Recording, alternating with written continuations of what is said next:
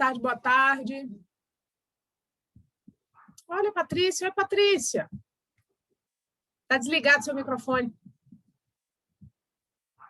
Continua desligado, Patrícia. Acabei de ligar. Oi, Patrícia, tudo bem? Prazer reencontrá-la, professora Igualmente. Luciana. Consegui acessar aqui esse grupo, né, que está com um debate tão interessante aí sobre a judicialização. Feliz em te ver, Patrícia. Eu também. Muito bom, bem-vinda. Obrigada. Nada. Obrigada. Vamos ver quem está aqui. Eu vou admitindo aqui as pessoas.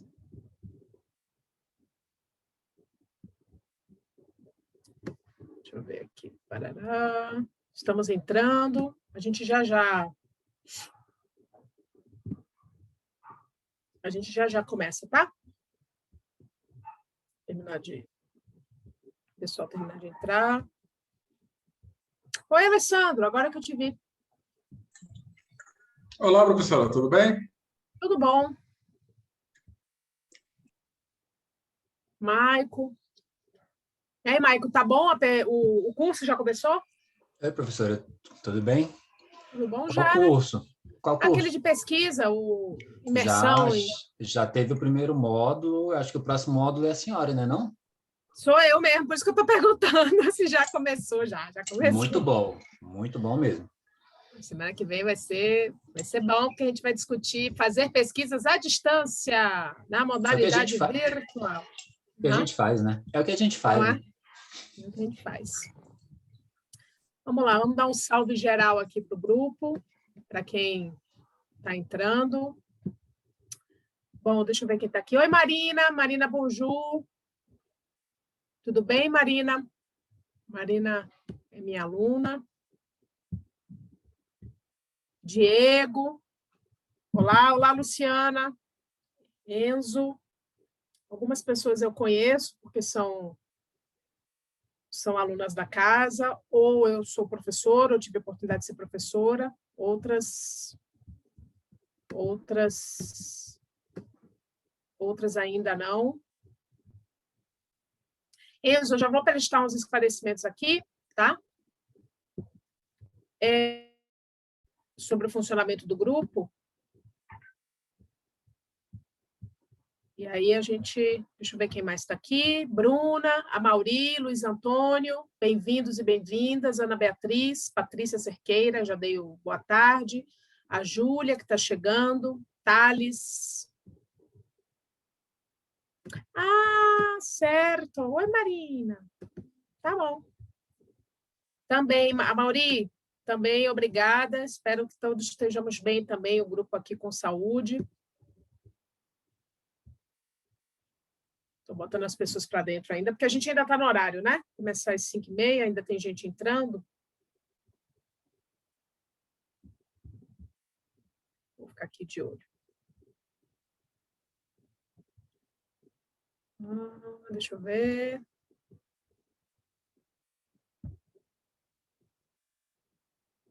Pronto, já vamos começar. Bom, pessoal, boa tarde a todas e todos. Bem-vindos para quem é de primeira viagem aqui nas reuniões do nosso grupo. E para quem já está frequentando, boa tarde também.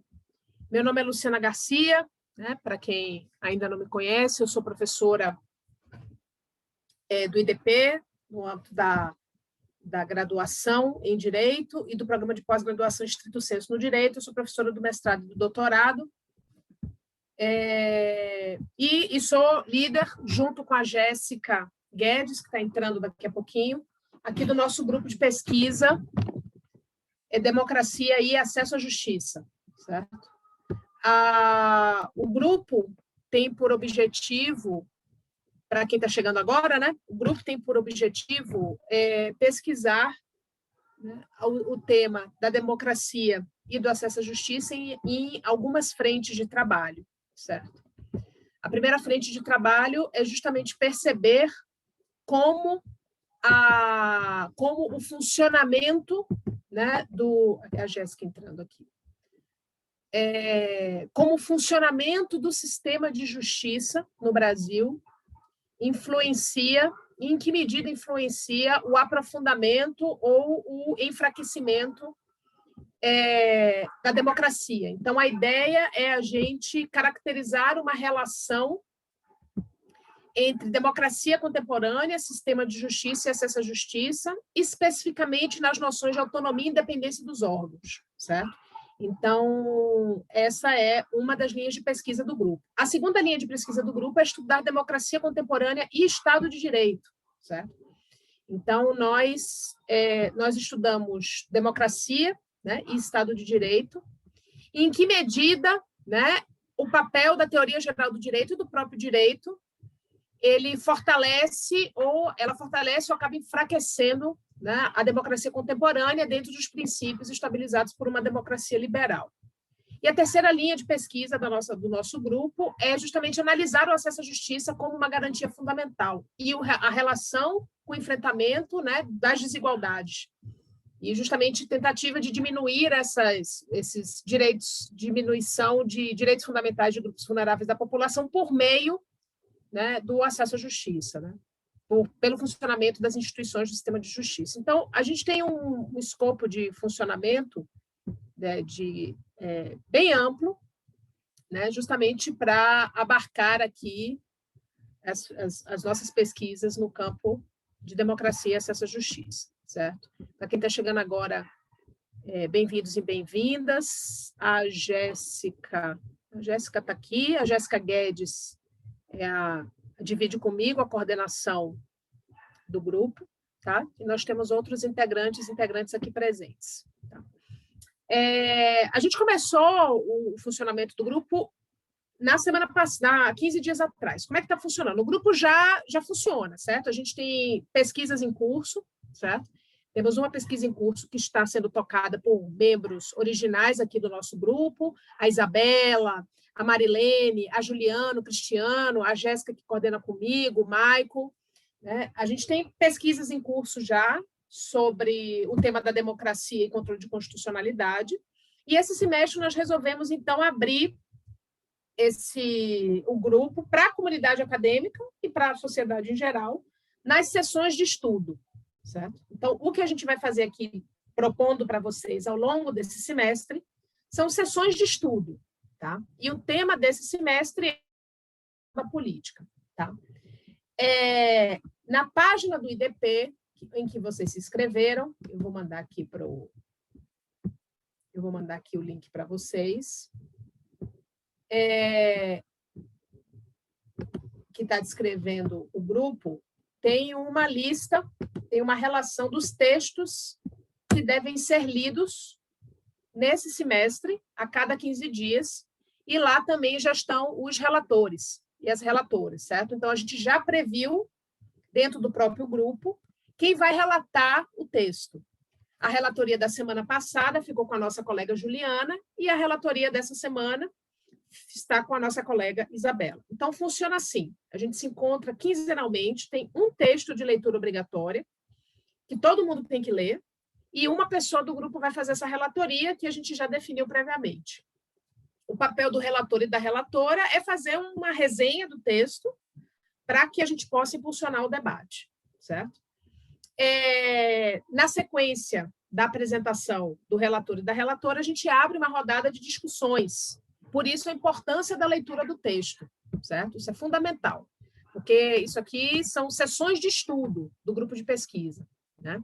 Então, daí a importância dessa leitura preliminar. Se não ler o texto, fica difícil de acompanhar o debate. Os textos estão todos disponibilizados na internet, inclusive na página do grupo, que eu mandei agora pelo chat. Deixa eu ver se tem alguém precisando de entrar aqui, gente, só um minutinho. Estão todos os links com os textos disponíveis, então, são textos fáceis de achar.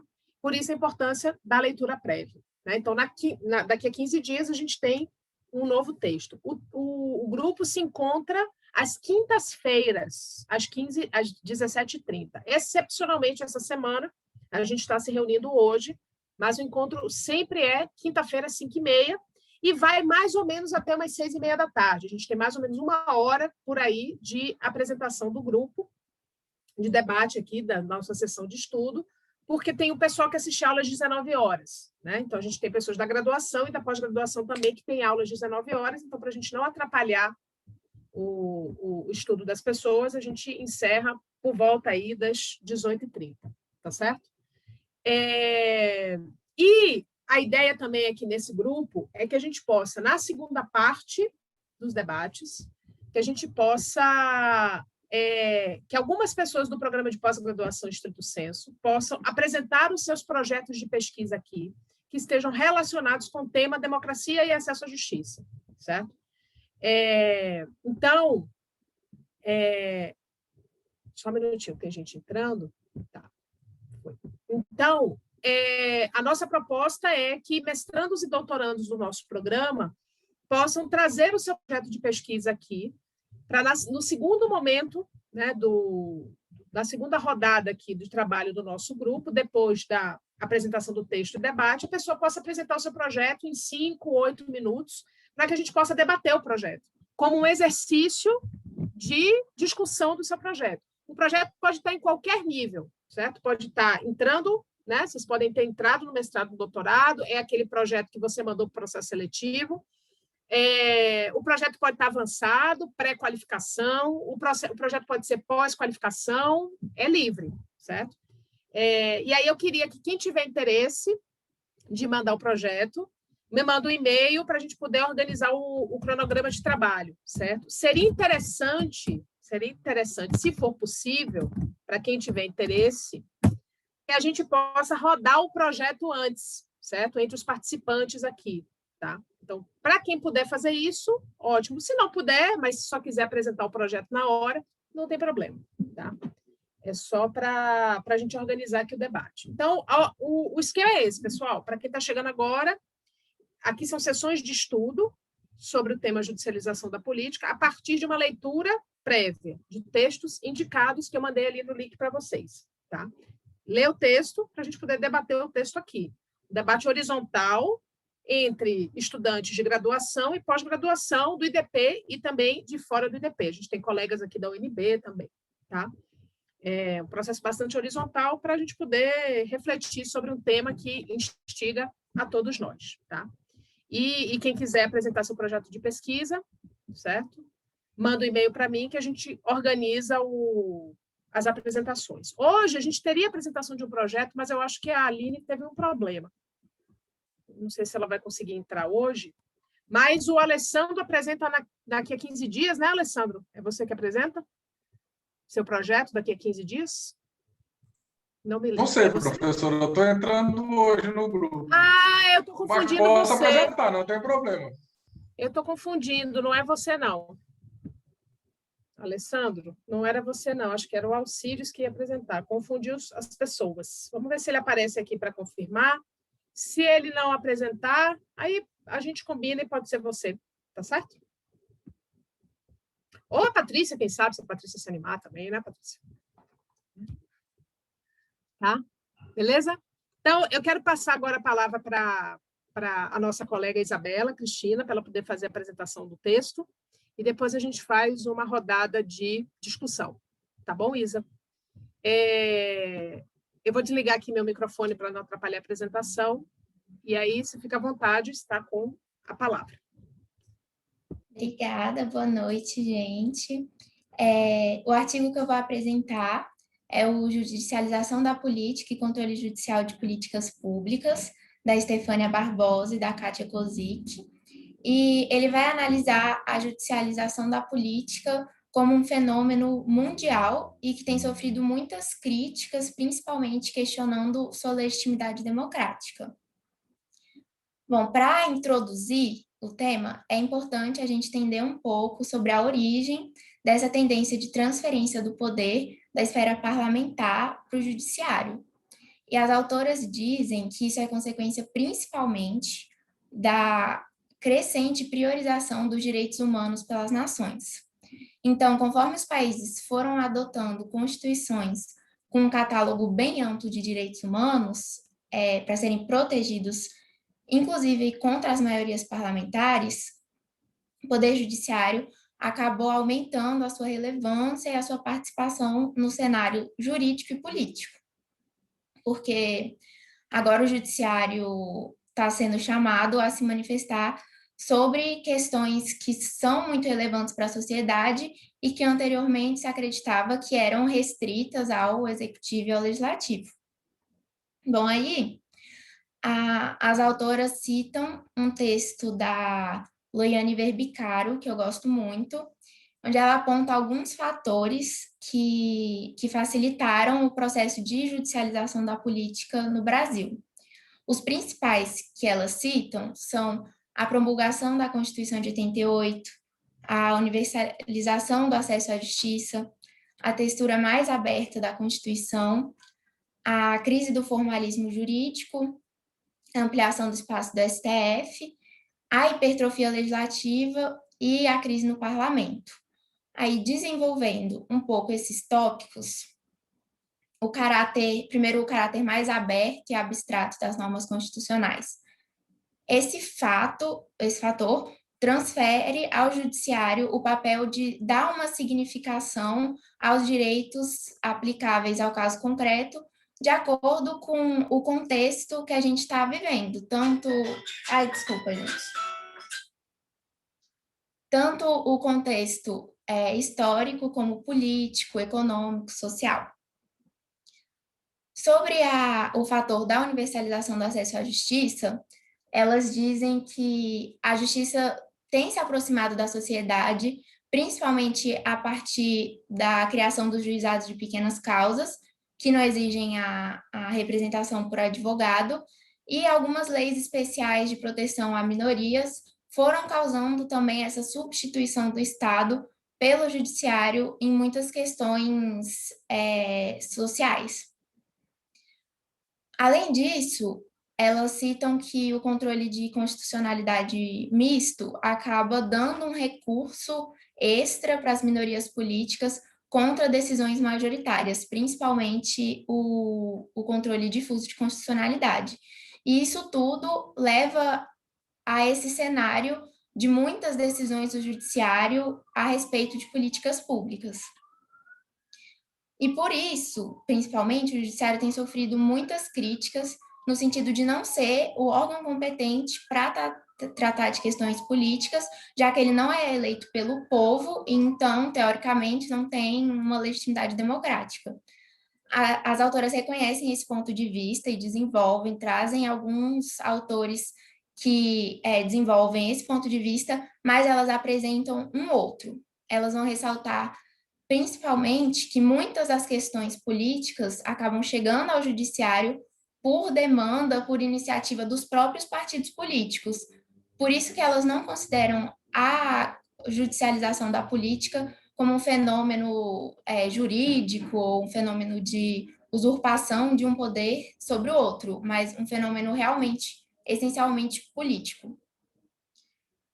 Depois de desenvolver essa introdução sobre judicialização da política, elas partem para a apresentação da teoria da autorrestrição judicial, que se preocupa justamente em limitar o papel e as funções da jurisdição constitucional, por entender que o controle jurisdicional seria uma afronta à vontade da maioria, e que essas questões seriam melhores tratadas pelos demais poderes, principalmente o legislativo. E aí, Canotilho, que é um dos autores que fala dessa teoria, ele diz que o princípio da autolimitação judicial importaria na aceitação de que existem certas questões políticas que não podem estar sujeitas ao controle jurisdicional. Então, aí também elas vão citar vários autores que fazem reflexões sobre as limitações que devem ser impostas ao judiciário, principalmente no sentido de, tudo bem, o controle de constitucionalidade de políticas públicas e de questões políticas é uma realidade, mas o que cabe ao juiz nesse processo é avaliar se uma lei, uma política pública é constitucional ou não, e não se ela é boa, se ela é prudente, é eficiente. Aí, em contrapartida, a defesa clássica do controle jurisdicional vai dizer que isso não implica necessariamente numa superioridade dos juízes sobre os legisladores, mas na superioridade dos desejos do povo sobre tanto os juízes quanto os legisladores. Porque, já que o desejo do povo é representado pela Constituição, é dever dos juízes, nesse contexto, proteger a Constituição e, indiretamente, consequentemente, proteger o interesse do povo. Os defensores da teoria da autorrestrição ainda apresentam o argumento de que, se houver um erro sobre a declaração de inconstitucionalidade de uma lei, a gente acaba correndo o risco de ter o judiciário indiretamente legislando e extrapolando os poderes. Então, qual é a ideia deles, de alguns deles? Em caso de dúvida, os juízes deviam submeter a questão ao legislativo, para o legislativo emitir uma opinião. Mas esses autores, no geral, eles não enfrentam como isso seria feito na prática. Assim, é viável você suspender um julgamento para submeter uma questão ao legislativo? Então, levando em consideração tudo isso que as autoras reúnem sobre a teoria da autorrestrição, a gente percebe que é difícil dela ganhar relevância no Brasil por vários fatores, mas principalmente porque a gente percebe que os próprios atores políticos têm demonstrado preferir que algumas decisões políticas sejam tomadas pelos tribunais. Os próprios atores políticos têm levado questões políticas ao judiciário ao invés de resolver internamente no âmbito do legislativo. Aí, os tribunais também acabam funcionando como uma espécie de trunfo para as minorias políticas, que muitas vezes não conseguem alcançar os objetivos na arena política, ou por não ter representatividade, coisas assim. Depois disso, as autoras vão falar da importância de analisar a justiciabilidade das questões políticas para, então, enfrentar a justiciabilidade de políticas públicas. Elas trazem um conceito de Dworkin, que ele fala que política pública diz respeito a alguns objetivos sociais que demandam programas de ação pelos poderes públicos. Refletindo sobre esse conceito, é por meio de políticas públicas coletivas que a Constituição pretende que sejam realizados os direitos fundamentais sociais. Então, se a Constituição estabelece que as políticas públicas são um meio adequado de realização dos direitos fundamentais, para as autoras, elas seriam, sim, enquadradas como uma matéria constitucional sujeita ao controle do judiciário. Aí, elas fazem a análise de alguns precedentes da STF e concluem que o judiciário brasileiro tem avançado no sentido de enfrentar as questões de políticas públicas que envolvem direitos fundamentais, especialmente nos casos de inércia ou de mal atuação dos poderes eleitos, respeitando sempre o princípio da razoabilidade e aplicando os princípios constitucionais ao caso concreto. Então, elas concluem que, em sede de controle concentrado de constitucionalidade, em caso de omissão, o STF não só pode, como deve determinar que o governo implemente algumas políticas públicas progressivas para tentar buscar assegurar o usufruto de direitos sociais pelas minorias, porque se a Constituição é um documento político, então caberia ao judiciário tomar algumas decisões políticas que devem ser essencialmente fundamentadas nos próprios princípios constitucionais. O que me chamou mais atenção no texto tem relação com a pesquisa que a gente está desenvolvendo no grupo sobre ações de controle de constitucionalidade em face do Poder Executivo, que a gente percebe que realmente a maioria das ações são dos partidos políticos. É isso. Muito bom, Isa. Parabéns. Muito boa apresentação. Não sei se todo mundo aqui teve oportunidade de ler o texto, e para quem participou deixa eu admitir o Ailton aqui. E para quem participou na semana passada, né, que a nossa colega Juliana fez a apresentação, não sei se vocês perceberam que a primeira parte do texto ela revisa, né? Ela faz uma síntese boa do que a gente discutiu na semana passada, né? O texto que a Juliana relatou na semana passada, que está aí no link que eu mandei para vocês há pouco, faz um grande panorama da judicialização da política no mundo. E essa primeira parte do texto da Kátia e da Estefânia fala sobre isso, né? Discute essa construção dessa noção de judicialização da política a partir do texto, né, do Tate e Wallander, que recoloca o poder judiciário no centro do debate político, e depois localiza, essa segunda parte que a Isabela colocou para nós, localiza essa discussão na realidade brasileira. Esse texto tem muitas questões interessantes, muitas. Eu gosto desse texto, é um texto que trabalha com algumas decisões judiciais um pouco antigas, porque é um texto um pouco antigo, mas tem gente mandando observação aqui no chat que eu não estou conseguindo pegar, gente, já respondo. Mas eu acho que vale a pena a gente observar o conteúdo desse texto, primeiro, porque traz uma discussão sobre a teoria da autocontenção, né? Que é uma discussão que, em alguns países, há um debate mais avançado, né, sobre a teoria da autocontenção, e que aqui no Brasil a gente não consegue ver. É interessante elas trazerem Canutilho para dentro dessa discussão, né, que é um jurista português bastante referenciado aqui no Brasil, que a gente, né, usa muito, né, como referência, mas que chega nesse debate da autocontenção, a gente não avança, né, e não avança por esses motivos que elas expuseram.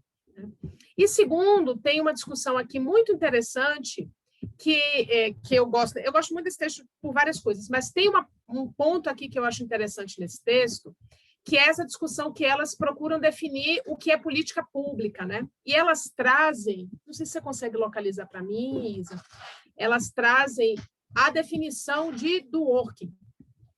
Perdi aqui, eu não marquei, justamente o que eu queria mostrar para vocês, eu não marquei. Quando elas trazem o conceito de do working. Eu queria ler para vocês. Aqui, achei, desculpa. Página 71? Isso, página 71. Obrigada, Patrícia. Aqui, ó.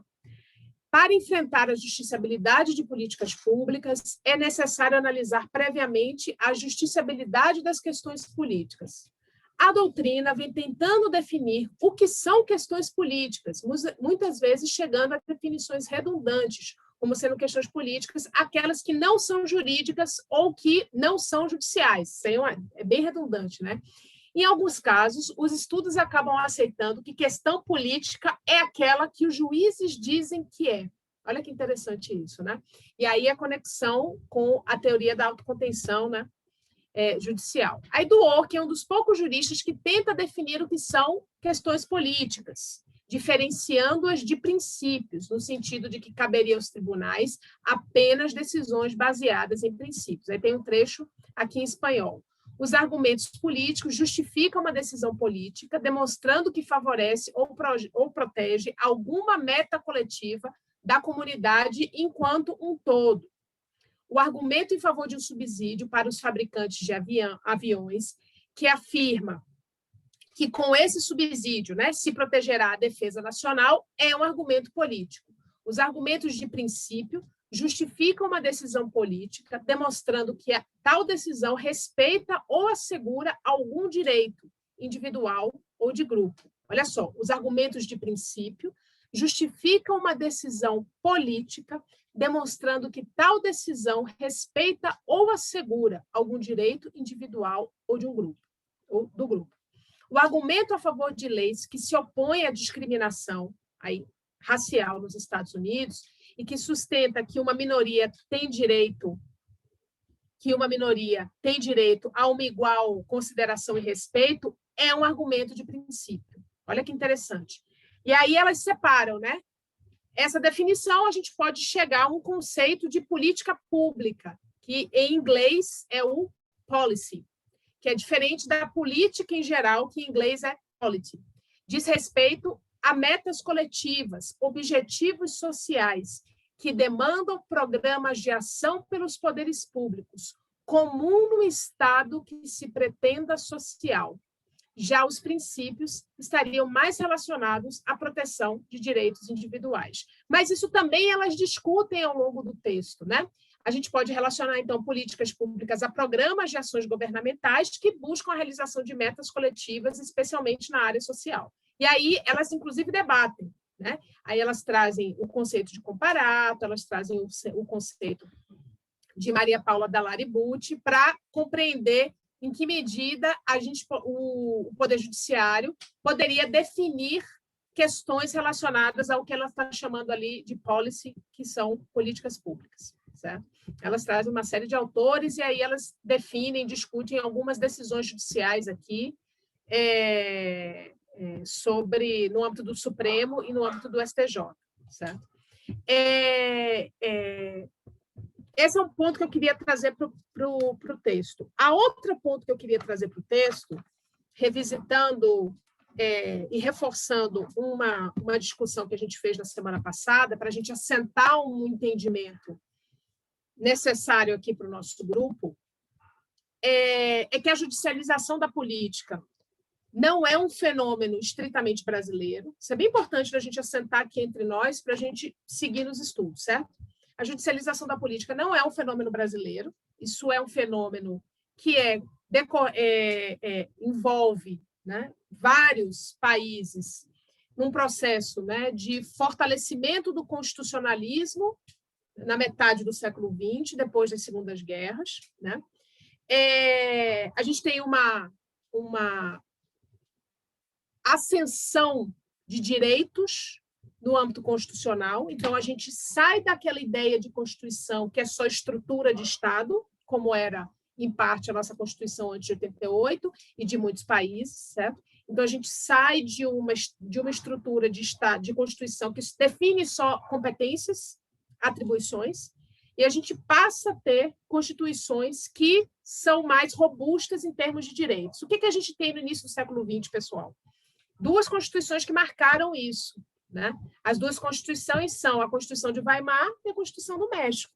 Né? Essas duas constituições elas são um marco importante para que inscrevem um outro conjunto de direitos que não sejam aquela só estrutura de direitos civis e políticos, sobretudo, e estrutura de Estado. Então, começa daí. Isso se espalha pela Europa, né, e atinge a América Latina, quando a gente passa por um processo de renovação constitucional pós-queda das ditaduras na América Latina, e cada país passou por um momento diferente. Aqui a gente foi lá para o final da década de 80, e a gente passa por uma nova onda disso, com a queda do Muro de Berlim, com a dissolução da ex-União Soviética. Então, a gente tem um outro grupo, né, de constituições que surgem nesse período. E a gente tem, no final, né, já nos anos 2000, a gente tem uma nova rodada de constitucionalização, que são os países também latino-americanos. Aí você tem Equador, Bolívia, como exemplos importantes, e agora o Chile, né, que vai começar uma nova constituinte, exemplos importantes de ondas de constitucionalização nesse contexto, certo? Então, essa é uma primeira questão para a gente assentar um entendimento aqui no grupo. De que a judicialização da política não é um fenômeno brasileiro, isso é consequência de modelos constitucionais, consequência do próprio fortalecimento da ideia de Estado moderno e da separação de poderes, certo? Já começa daí, isso elas trazem no início do texto. Segundo, que a Isabela muito bem pontuou a partir, né, da leitura que as autoras fazem do texto da professora Loiane Verbicari. A gente tem o quê? Uma textura aberta desses direitos, né? Você tem uma crise do formalismo jurídico, isso é bem importante. Uma crise, você mencionou, crise do parlamento, né? A transferência ao Poder Judiciário, que eu vou mostrar para vocês aqui, um dado importante da nossa pesquisa que a Isabela mencionou. e o próprio processo do controle de constitucionalidade. Então, o que tudo isso gerou aqui para nós? A gente tem um conjunto de direitos que estão previstos na Constituição Federal, certo? Esses direitos lá, direitos sociais, então todo o artigo 5º, artigo 6º, né? Tudo lá, direitos sociais, né? Direito à saúde, educação, moradia, trabalho, tarará. Mas esses direitos, eles não estão definidos por si só, né? Eles não estão definidinhos lá. O que é direito à moradia? O que é direito à saúde? Quando a Constituição Federal foi promulgada, em 1988, a gente não tinha a discussão, porque não se discutia isso na ciência, ou não chegou aqui no Brasil, a questão do uso de células-tronco para tratamento de saúde. Né? A gente não tinha isso, gente. Não tinha discussão sobre isso. Em 88, era 88. Mas estava lá, direito à saúde. E aí, essa discussão chega no Supremo anos depois, né? Possibilidade de uso de células-tronco para fazer pesquisas, para tratar doenças. Só que não está lá na Constituição dizendo se pode ou não pode usar a célula-tronco para fazer pesquisa. Não está lá. Está direito à saúde e direito à vida. Está lá. Por quê? Porque a Constituição Federal ela é uma carta, ela é um documento que organiza o presente, mas que é uma organização de futuro, né? É uma promessa de futuro. No fundo, a Constituição é isso. É como nós queremos ser amanhã. Mas, por ser uma promessa de futuro, como a Isabela muito bem mencionou, ela tem uma textura aberta. Ela tem uma textura aberta. Não dá para definir direito à saúde. Direito à saúde é isso. Direito à moradia é aquilo. Direito ao trabalho é outra coisa. Não tem como definir isso. A Constituinte, não definiram.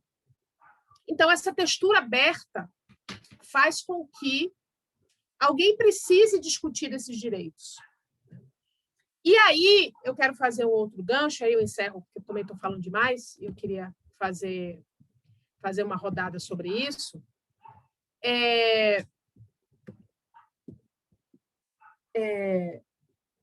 Quem leva essa demanda para dentro do judiciário? A Isabela mencionou, né? A gente tem uma crise do parlamentarismo, do parlamento, melhor dizendo, somado a um controle de constitucionalidade. Aí eu queria mostrar para vocês aqui, não sei se... Deixa eu ver se eu consigo mostrar aqui, tá, pessoal? Rapidinho. Aqui, ó. Vou mostrar para vocês aqui, em primeira mão, a gente ainda não publicou esses dados, a gente ainda está revisando esses dados, certo? Eles não são dados limpos, nada disso, tá?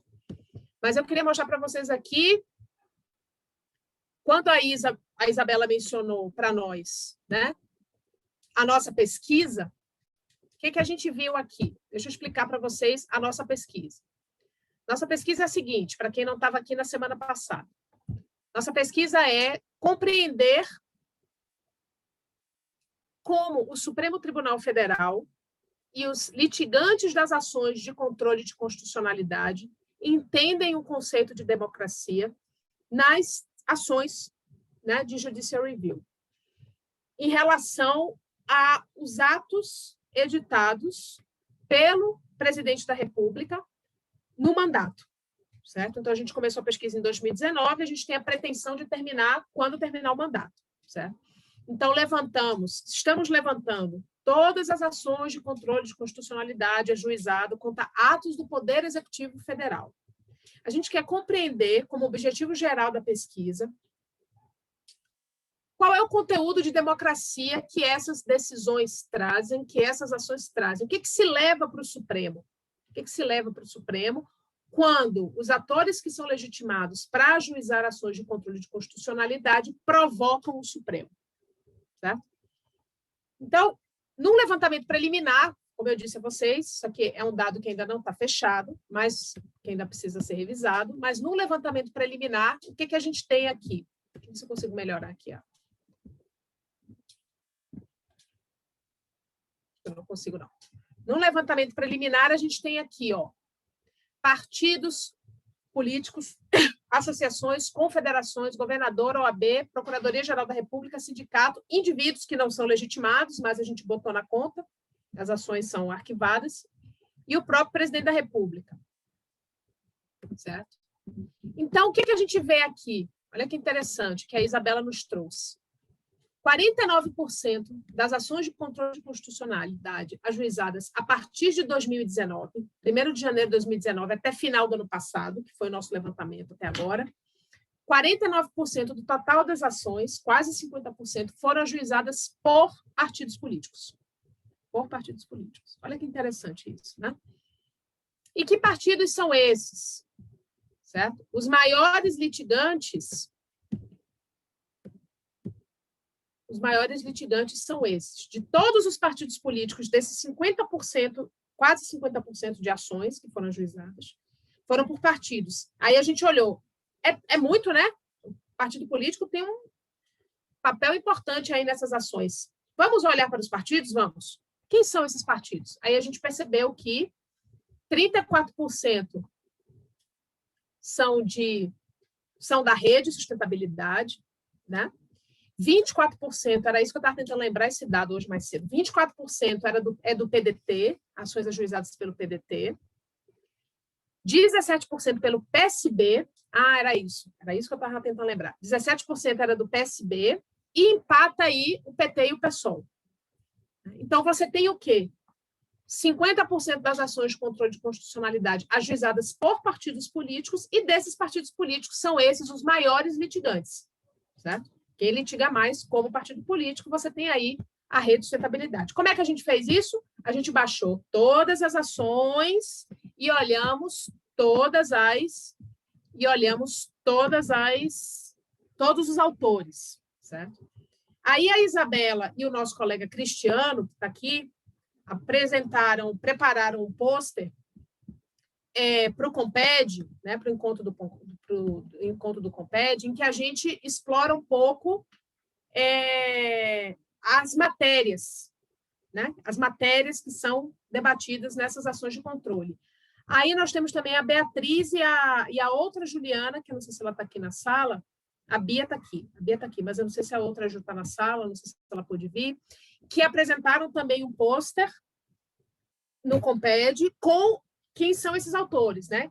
Com a caracterização desses autores. E o outro pôster foi apresentado pela Isabela e pelo nosso colega Cristiano, que a gente está esperando a aprovação, né, do Comped, com as matérias. E o que a gente viu, né? Também numa análise preliminar, né? A gente vai divulgar depois o relatório.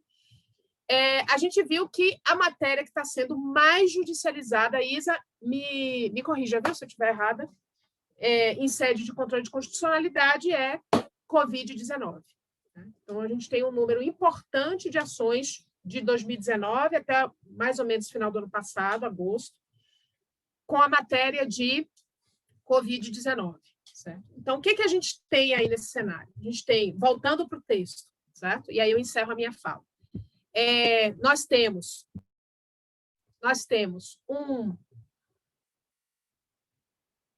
uma configuração de disputas sobre interpretação constitucional, que é isso que elas trazem no texto, provocadas, em muita medida, pelos próprios partidos políticos. Olha que interessante. São os partidos políticos que têm assento no Congresso Nacional, não é isso? Os partidos têm assento no Congresso Nacional. Eles têm assento no Congresso Nacional. Eles estão lá, disputando debate político, pressionando o executivo para não editar determinada norma, né? Fazendo o trabalho no campo político.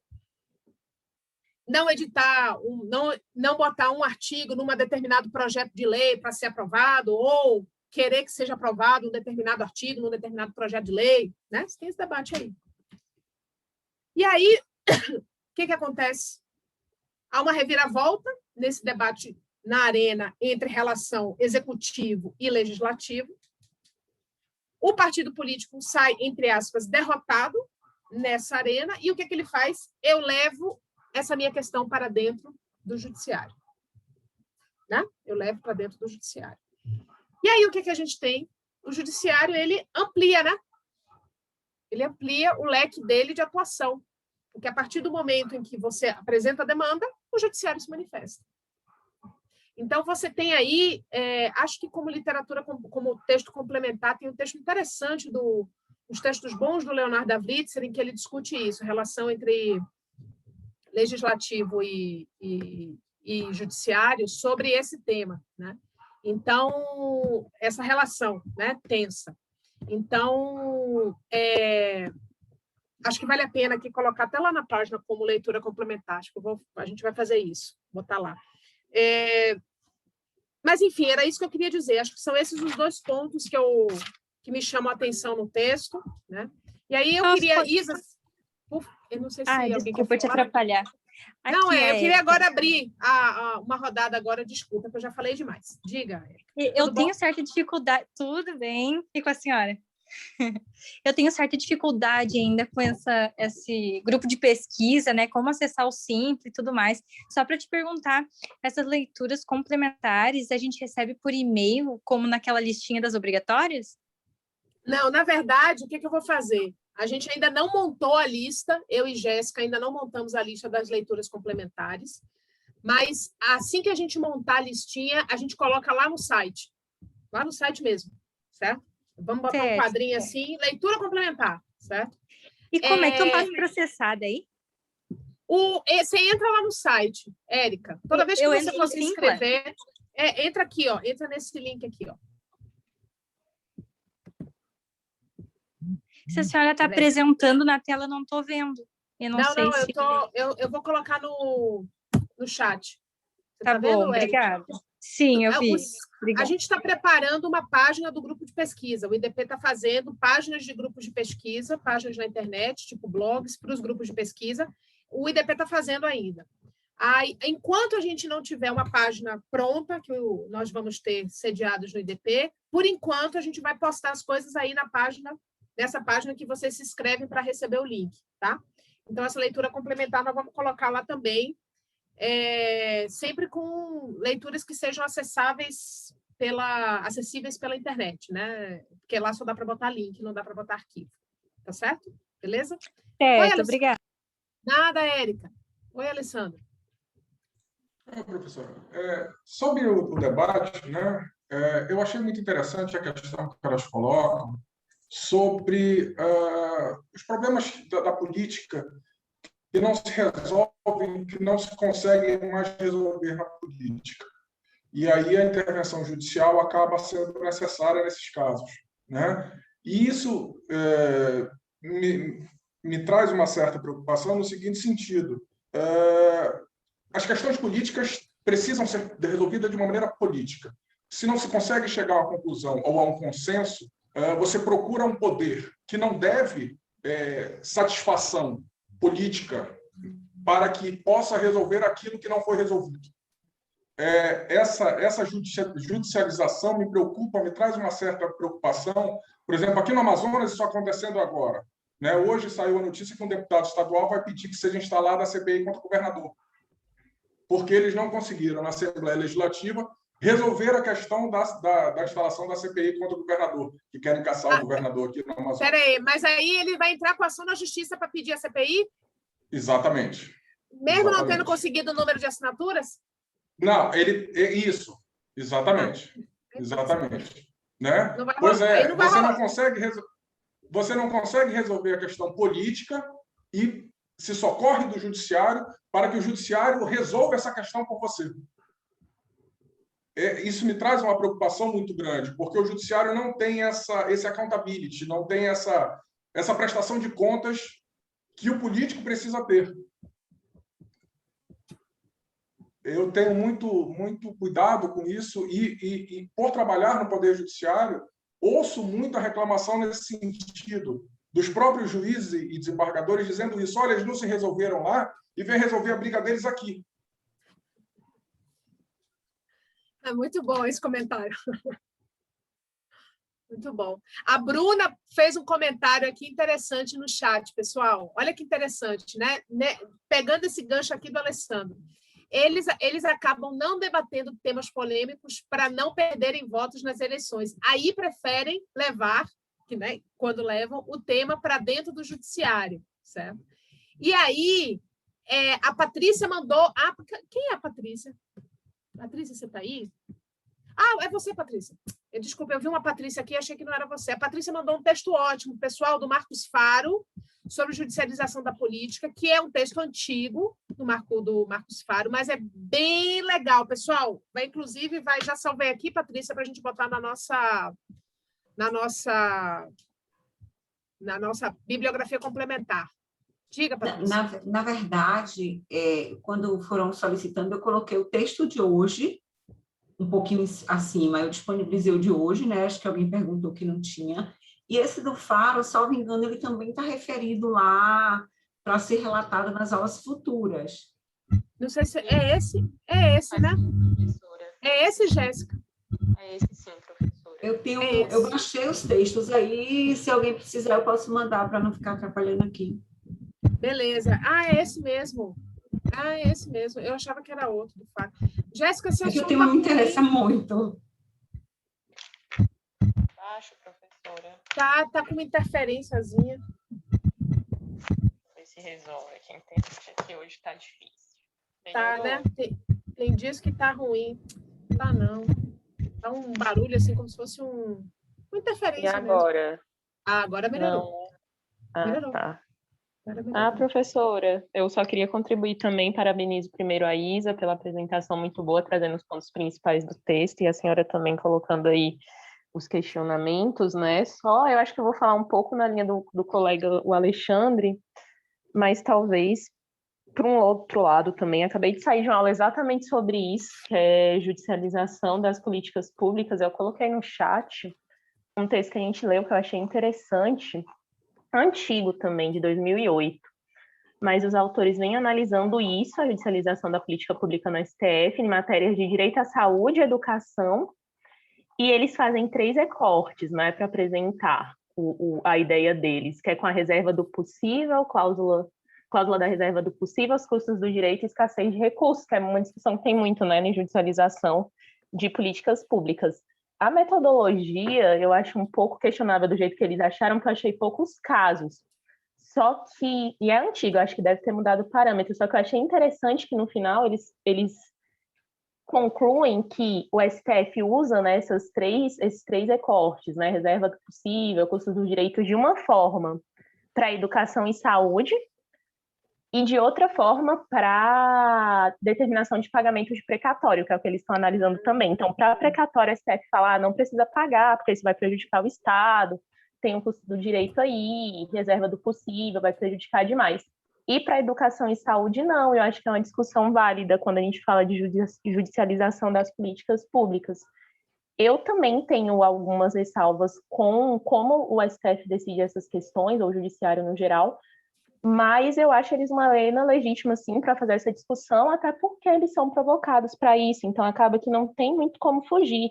Talvez a gente pudesse dar um passo à frente para estabelecer parâmetros do que eles poderiam decidir ou não, ou que tipos de políticas públicas eles deveriam ou como. Eu acho que discutir se poderia ou não é algo que já está meio que definido, que na minha visão, né, que sim, poderia, né? Tanto que se discute nas nossa pesquisa mesmo, a gente descobriu, além do Covid, um tanto de coisa aí, a reforma ministerial, tudo isso. Acho que o ponto é como eles decidem e se realmente deveriam decidir dessa forma, né? Então, eu queria contribuir só nesse sentido mesmo. A Jéssica colocou, já te passo, Alessandra, a Jéssica colocou aqui, ó, muito legal esse texto, né, do Daniel Wang. O Daniel é o cara que mexe com estatística lá da FGV. Escassez de recursos, custo de direitos e reserva do possível na jurisprudência do STF, certo?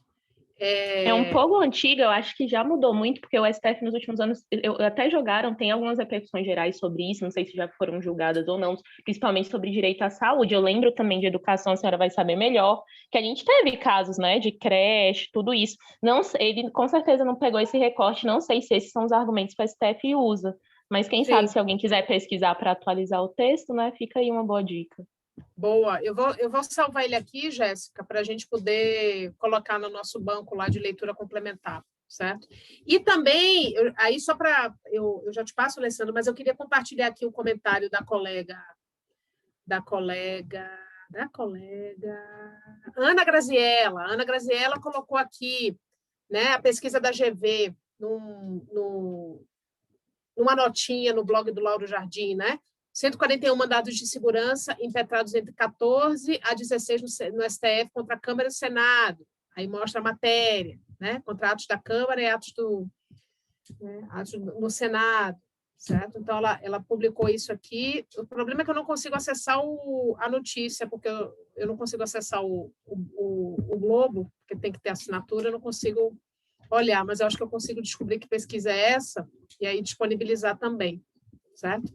Diga, Alessandro. Professora, na verdade, a Patrícia levantou a mão antes de mim. Desculpa, eu não tinha visto, Patrícia. Uai, cadê a Patrícia? Fica à vontade. Eu estava aqui tentando buscar a matéria do Globo, desculpa, mas você pode ficar à vontade. Se quiser falar. É muita gente na tela, eu não estou vendo todo mundo, não. Está meio confuso aqui. Diga, Patrícia. Na verdade, eu queria pegar assim, um pouquinho a preocupação que o Alessandro compartilhou, né? Que me parece que é justamente a crítica que quem defende a autocontenção faz muito, é que, uma vez que o judiciário não tem integrantes eleitos, submetidos a todo um processo democrático, né? Você pegar esse poder, que não teria essa accountability, e levar para decidir essas questões de natureza política. E dizem eles que seria uma grande ofensa à democracia. Aí vem o outro lado da moeda, né, os que defendem justamente essa judicialização, e eles vêm a dizer que não, que a judicialização não seria uma ofensa à democracia, que, na verdade seria um pilar da democracia.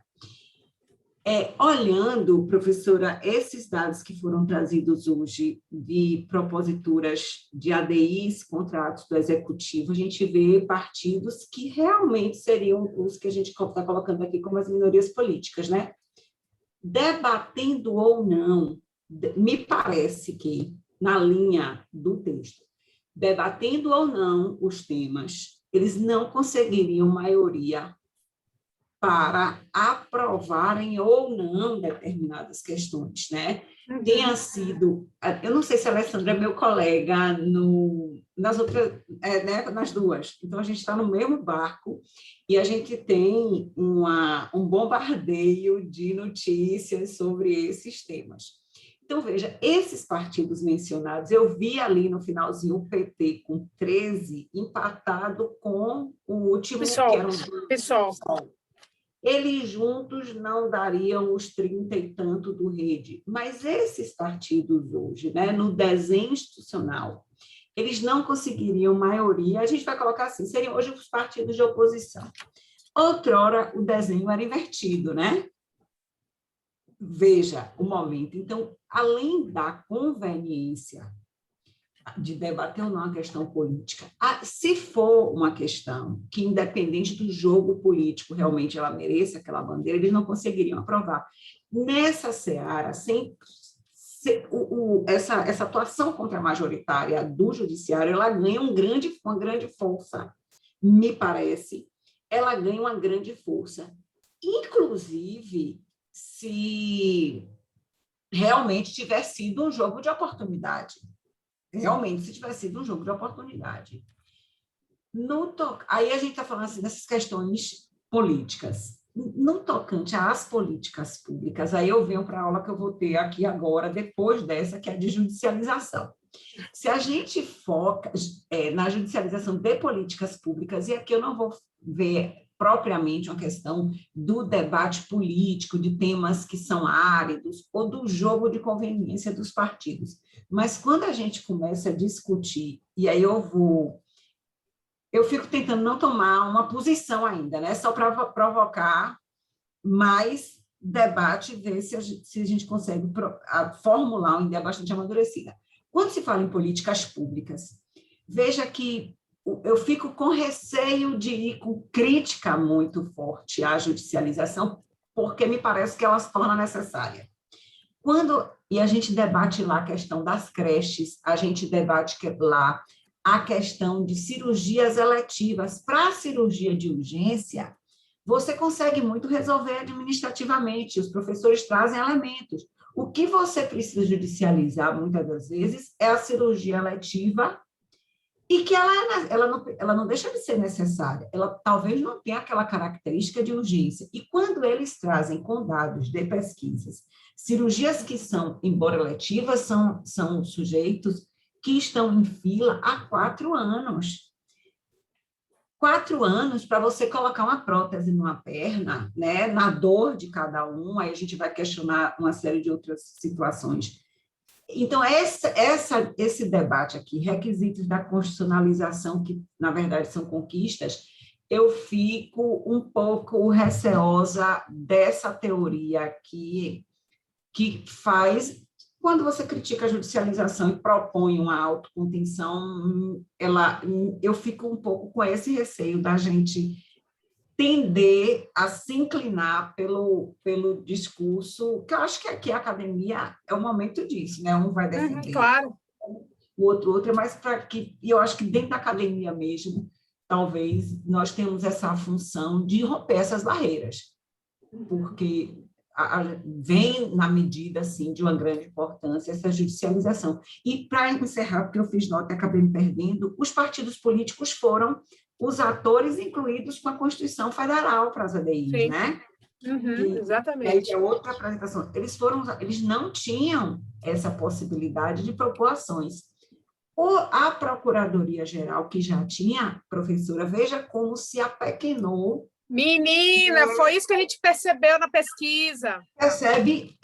Porque foi rapidinho assim, mas eu gosto, eu sempre acho que quando tem muita gente jovem, o debate fica mais acalorado, né? Que eu já não sou mais da turma tão jovem. Mas eu vejo assim as faces, acabo achando até que eu sou também. Como se apequenou a Procuradoria-Geral, sem crítica, o Procurador-Geral é do meu estado, é um grande professor. Hoje quase não tem tempo mais de dar aula na UFBA, mas era assim, um querido professor, sim, eu não estou fazendo crítica aqui, pessoal, jamais, e não estou mesmo, mas veja como reduziu em percentuais, que seria assim, o grande ator para zelar, né? Então, eu acho que cada item desse acaba significando muito. Por isso que a gente vai seguir essa pesquisa aí por um bom tempo, né? A gente tem muito material para analisar, para compreender o papel dos atores. Eu vou acelerar um pouquinho aqui a rodada, Patrícia, porque o Renzo fez comentários, o Gladstone levantou a mão e o Alessandro. Alessandro, eu passo para você por último, para poder a gente ouvir as pessoas novas. O Enzo mencionou a importância das defensorias públicas, que vem desempenhando um papel importantíssimo quando na discussão das cirurgias eletivas, né, Enzo, a hipótese que você mencionou, Patrícia, e fez uma pergunta interessante, né, muito legal a pergunta. Será que a indicação dos procuradores gerais da República pelos presidentes da República não reduzem a autonomia? Isso é uma discussão importante, né? A Ana Graziella também mencionou aqui no livro do Gilmar, do ministro Gilmar, que o ministro Gilmar, recentemente em live do Grupo Prerro, ao lado do atual presidente da Câmara, Turnira, ventilou a possibilidade de redução do rol dos legitimados ativos da DI. Sério? Manda o link aí dessa live, Ana. Manda o link aí para a gente ver isso. E o Gelson. O tema em discussão, o Poder Judiciário é inerte, quem judicializa a política são os políticos. É o que a gente está discutindo aqui. Exatamente. Gladstone, a palavra. Boa tarde, pessoal. O Supremo, aqui no Brasil, ele decide certas coisas. Eu acho que isso é uma tendência em todos os tribunais constitucionais no mundo inteiro. Questões que no legislativo é difícil de aprovar. Aqui você tem um exemplo muito claro disso, que é a união homoafetiva. Essa é uma mudança no Código Civil que não passava no Congresso. Não passava porque você tem minorias que bloqueiam aquilo, evangélicos, grupos que... E aí isso não passa. Então, recorreu-se ao Supremo. Outro exemplo, os Estados Unidos, a Suprema Corte aprovou o aborto lá na década de 70. O aborto não passa no Congresso americano, porque você tem o lado liberal, os democratas que são a favor, e o lado contrário que não deixa passar, e aí precisa de ter uma maioria, né, para aprovar a emenda constitucional lá, não passa. Então, eles recorreram, e aí você tem no mundo inteiro diversos exemplos dessa natureza. Agora, a gente está falando de Supremo, e eu queria tirar um pouco o foco do Supremo. Hoje todo o curso foi assim, o Supremo recebeu tantas ADIs, o Supremo de tais partidos. Na verdade, todas essas questões que envolvem políticas públicas, a Patrícia Cerqueira bem mencionou isso, elas são decididas em primeira instância, né? Pessoas que entram no judiciário para conseguir remédio, isso aí vai, movimenta a primeira instância, condena uma prefeitura, um Estado a arcar com aquele custo, e isso impacta os orçamentos. Então, você tem uma série de questões desse tipo que é judicialização da política pública. Por que é judicialização? Porque o ente federativo ele não tem orçamento, ou não teve orçamento para dispor, para prover aquele serviço. E daí aquela parte que encontra na Constituição um amparo que diz a saúde é dever de todo, é obrigação do Estado, ele vai lá e consegue, na primeira instância, isso. Isso acaba, num certo sentido, essas decisões que vêm de primeira instância, às vezes chega até no STJ, né? STJ, vamos dizer assim, é a última instância ordinária da justiça comum, né? Porque vai para os TJs, daí vai, se for o caso, vai para o STJ. Então, a coisa termina ali. Muito raramente vai para o STF. Acho que o STF, como ele tem muita coisa para decidir, ele acaba filtrando politicamente o que ele quer decidir. Essa ação aqui é mais interessante, vamos discutir ela. Às vezes uma coisa que acabou de chegar ali, eles já estão votando na semana seguinte. Então, ele não é muito parâmetros, o STJ, sobre STF, sobre judicialização na política. Talvez é o que ocorre na primeira instância, na Justiça Comum, na Justiça Federal. Esse é o meu ponto de vista.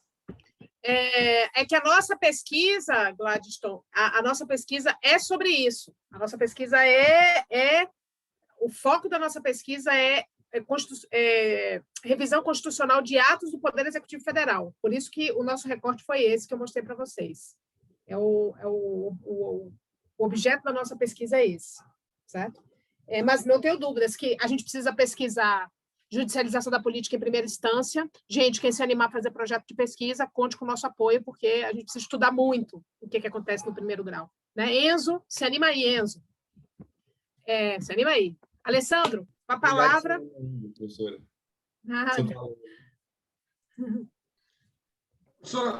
Rapidinho, só algumas considerações. Né?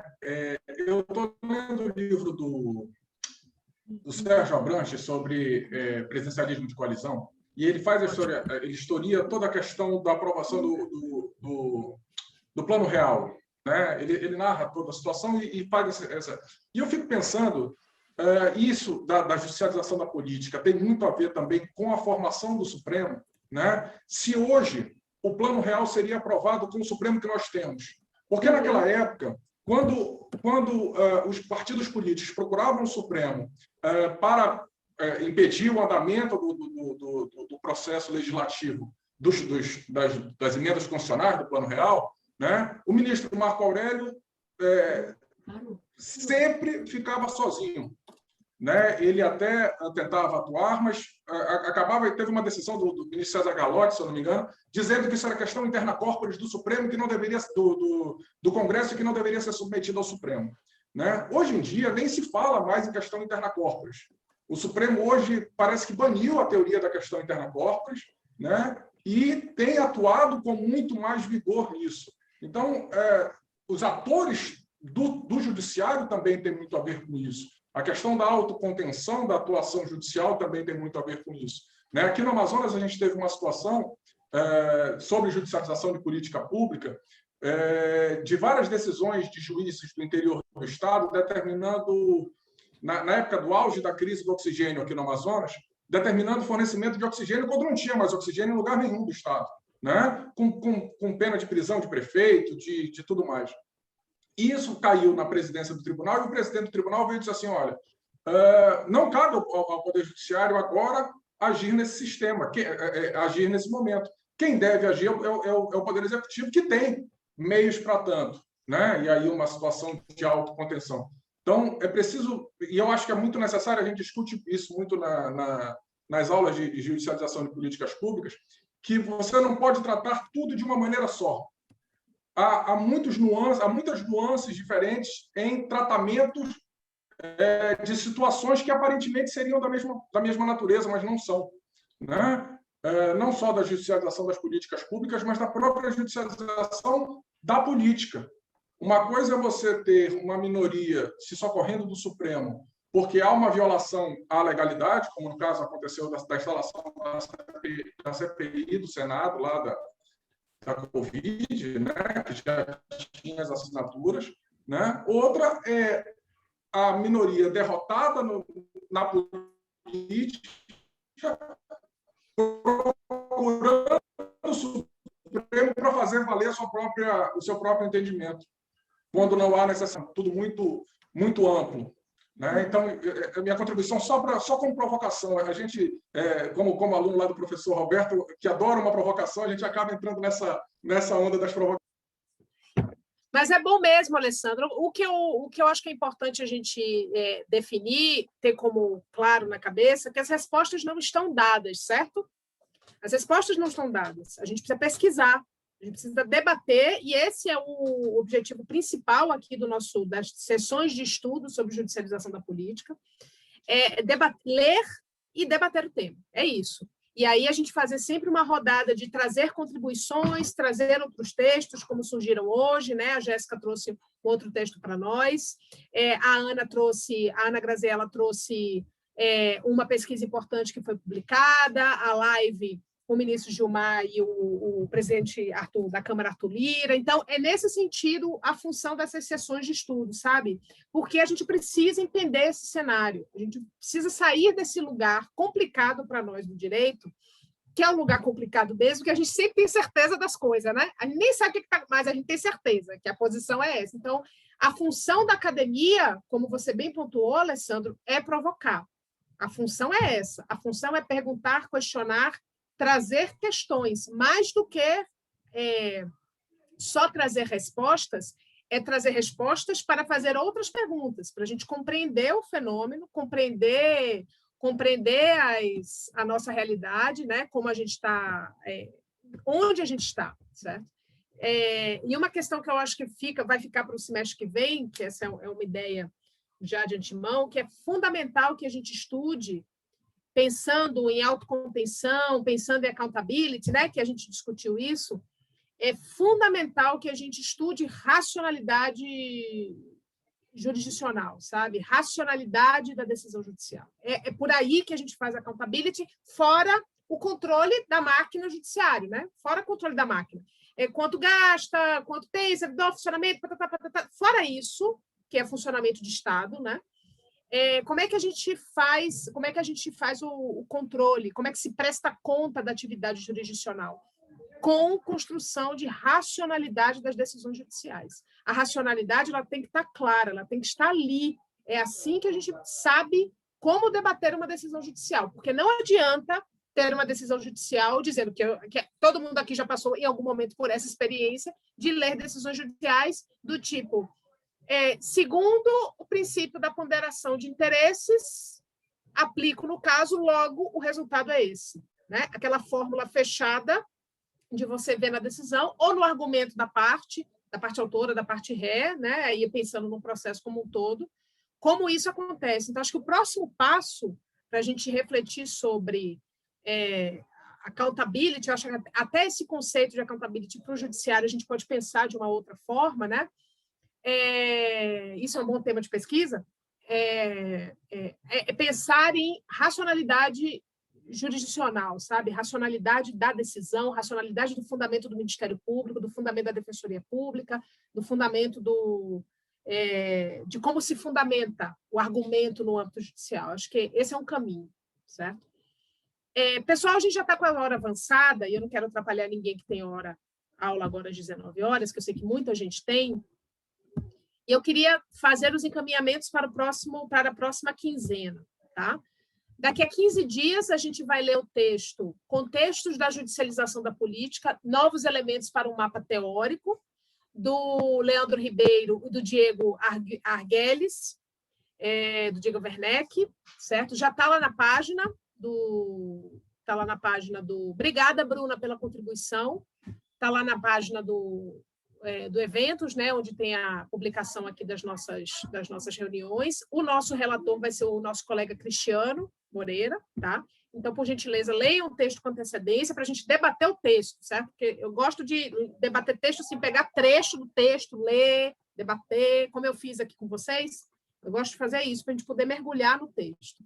E quem quiser também trazer contribuições paralelas relacionadas a esse texto, traga também, que a gente circula aqui entre os colegas, tá? Isso é uma questão. Deixa eu ver o que mais. Eu não sei se... Ailton, você está por aí? Você está escutando a gente, Ailton? Ailton Gonçalves. Não sei se ele está aqui. Oi, Ailton. Eu queria ver contigo se você topa apresentar seu projeto de pesquisa no próximo encontro.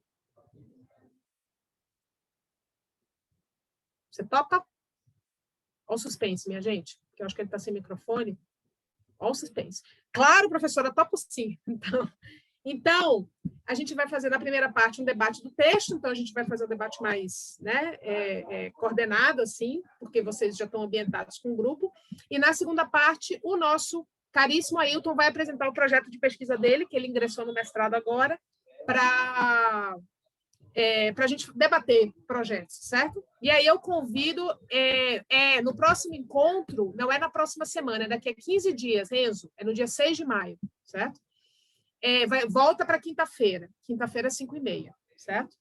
E aí eu convido os demais colegas que estejam fazendo mestrado, que sejam mestrandos, doutorandos, ou até quem está na graduação fazendo TCC sobre o tema, judicialização da política, acesso à justiça, que queira apresentar aqui o seu trabalho para a gente debater, contribuir. É só me mandar um e-mail que a gente faz, vou botar de novo meu e-mail aqui, a gente faz um cronograma de apresentações, sendo que o Ailton apresenta no próximo, tá certo? Sempre no sentido de contribuir com o debate, trazer questões, problematizar o projeto de pesquisa de vocês, que isso é fundamental, certo?